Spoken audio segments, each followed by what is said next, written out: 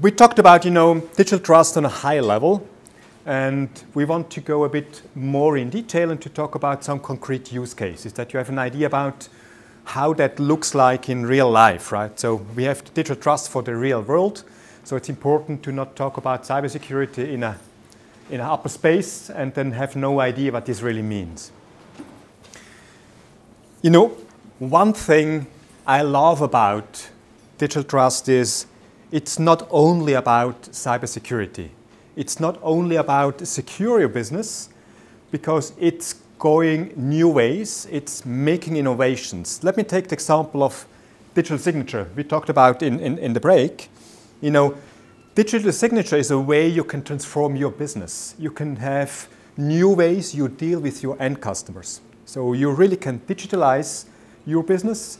You don't have any media breaks in between, so you really can have a full digital flow where you have had today paperwork, you have to send out letters, contracts, you have to wait until these contracts come back, stuff like this. And it's really a connection between security and innovation to digitalize your business. And this is what I'm personally very interested in. It's not only to secure the business, but to give you means, tools to go ahead with your business, to have new ways, enter new markets. So when we look at some of the stuff we did recently, for example, it's a government use case. We helped in the Philippines to secure elections. There have been this tamper-proof poll workers, so we identified who was them. They really counted the results. They signed what they have counted and they sent it over. So all the process was really improved. It was more secure and faster afterwards. So it was really a big improvement for that vote, lastly, which makes it much more secure than it was before. Or infrastructure emergency service, so just take the finance account growth. So in Switzerland, for example, we have about 30 or 40 financial customers where we do bank account opening. So we had the law in Switzerland, you had to go in person to banks to open accounts, to prove your identity. And nowadays you do everything fully digital. So you just have an online meeting. We have two ways. Either you have a video identification session, or you really have a fully automated process as a separate way. And you really can have the account opening fully digitalized. So, of course, this means, banks have to change. The personal relationship is no longer that important. So it means a bit a different business. And we see a lot of innovation in finance when it comes to, startups. They're really focusing on young people, of really being digital affine. They really love that. Of course, maybe the elderly people, they don't like that. They just like to have the personal touch. So as a larger bank, you, of course, need to have both paths to follow. So you need to attract the young people. And, of course, you still have to deal with the older channels, I'd like to say. And sometimes it is a challenge as a culture of a bank as well. So we have had different discussion with banks. We have the innovation team in the banks. We have the other teams which try to care and try to protect their business.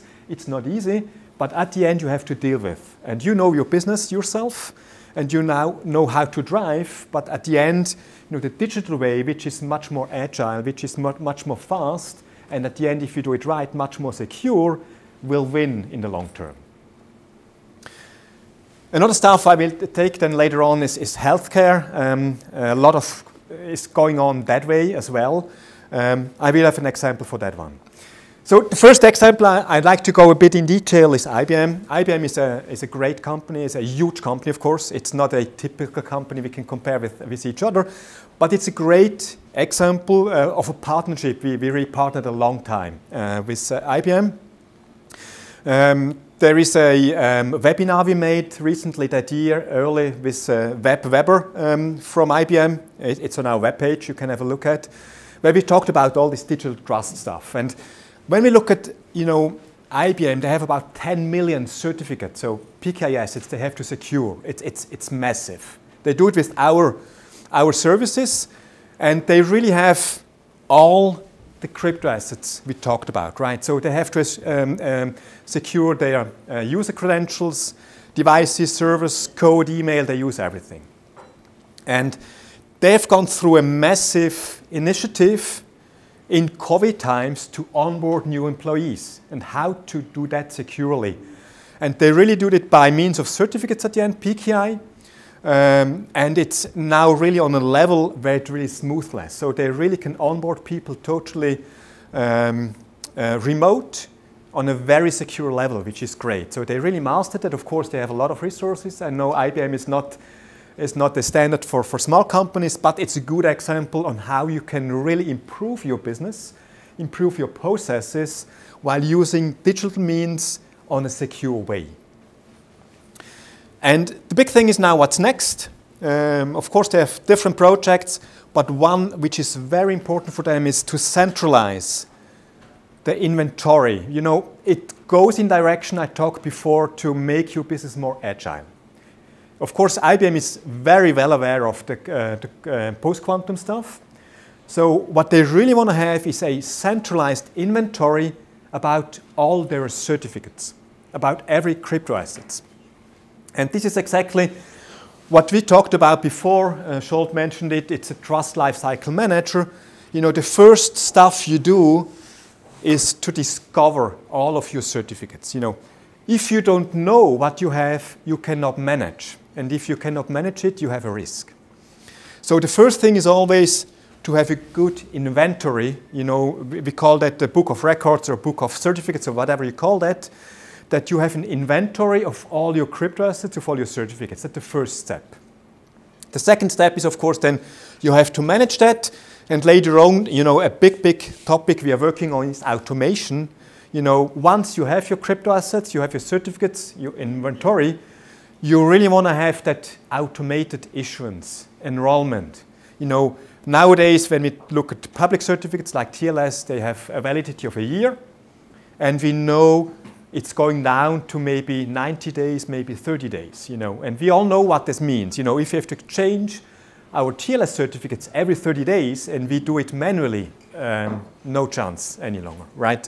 So we have to automate that. Of course, we know it won't be 100%.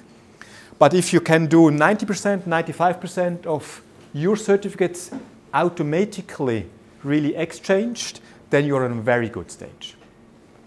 And here again, when quantum comes and you have a state where you have an inventory, you have a good management, you can really have automatically exchanged your certificates, and you need to bring in a new algorithm which is quantum safe. It's easy. You just do it. And if you do it manually, you have hard work to do. So there's another step. Prepare for the next what's coming. And the first step is really this discovery. So that's TLM, Trust Lifecycle Manager. Here's just a picture how that could look like.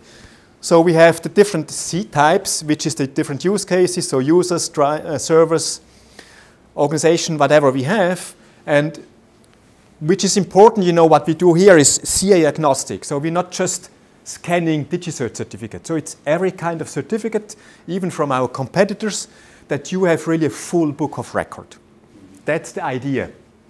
It is a challenge because you need to have agents installed. You have to have some sensors that you really can scan even in your secure network part.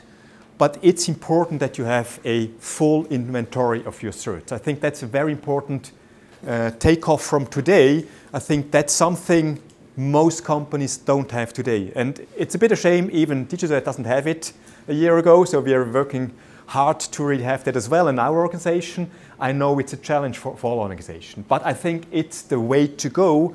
You need to know what you have, then you can manage it.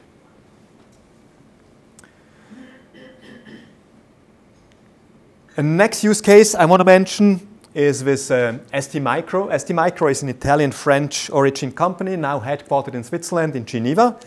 It's a customer of us. They're a silicon manufacturer. And what they do, they use code signing from us. So this software trust. And it's not a typical code signing like Microsoft Code, whatever.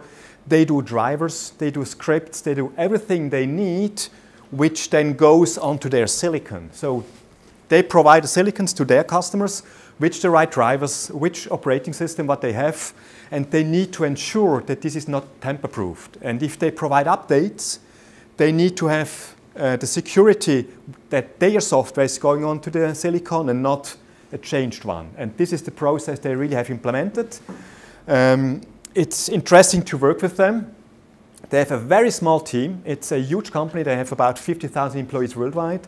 They have distributed teams, different software teams, and they only have about a small team, I think 2 or 3 people, really managing those stuff and providing services for all their distributed teams. So we only have 2 or 3 main contact persons in the company, and they really manage everything for them using our tools. It's interesting. So they're really lean, efficient, and it really works great with them. But of course, we had to do a lot of experience together to really improve it, to make the processes, to learn from each other that really we're on a stage we are today. So maybe that's not a take on from this session. You know, of course we have our stack. You know, we have DigiCert 1. We have a lot of standards, but everything you have to implement needs to be kind of adapted to your company, to your processes, and we have to learn each other. Something it may really work out of the box, but a lot of things really need to have adapted processes, which is mostly changing configuration, changing templates, whatever we need to do together with our specialist, that it works best for your company or your end users at the end. And then maybe a third use case I want to mention here, we have an initiative, especially in Germany, we are working with B. Braun. It's a large manufacturer of medical devices, and just an example is an insulin pump. And the point is, you know, insulin pump is important. You have software on that. You really want to monitor it. And of course, they want to make it more friendly for the consumer. So they have the app on the smartphone. The smartphone is then connected to the insulin pump, which is great. But of course, it is not secure out of the box. And if you look at an insulin pump, and if this is not secure, it may be a bit dangerous for the patient, right? So we have now a great initiative with them to really bring device trust, IoT trust into their devices, that the whole chain is really secured. And you know, we worked with them, and they have now a digital trust officer in the company, which is really bringing a standard for healthcare industry in the company. They really have to work and see how we can use PKI cryptography to really implement in all across their really medical products to improve the security, because they know if they have a data breach, if they have a security issue, and if a patient dies because of that, they will be most probably out of market. So it's a big risk for them. On the other side, a big, big chance, because if they can provide secure means, you know, that's a big market. It's really a big market.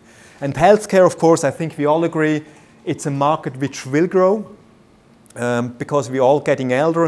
If you look at the social structure, the age structure in all the different countries, it will be more important, and we can do great stuff, but we need to do it on a secure way. And that's another area I'm personally very interested in, and I really think we see big improvements in the next years in the healthcare area when it comes to data security combined with innovation again. So all this security innovation, I really think it's a pair. We shouldn't just look to it security as a protection just inside. It's really, if we do it secure, we can go more outside. If we can do more innovation, and I think that's really the thing I love about security here. We can go into more details then later on. We have next session out there, but I think these are 3 great examples on how I see really digital trust comes together with innovation, which it's not only to protect your business, it's really to make you stronger, to really provide you means to go outside to bring new services to your customers.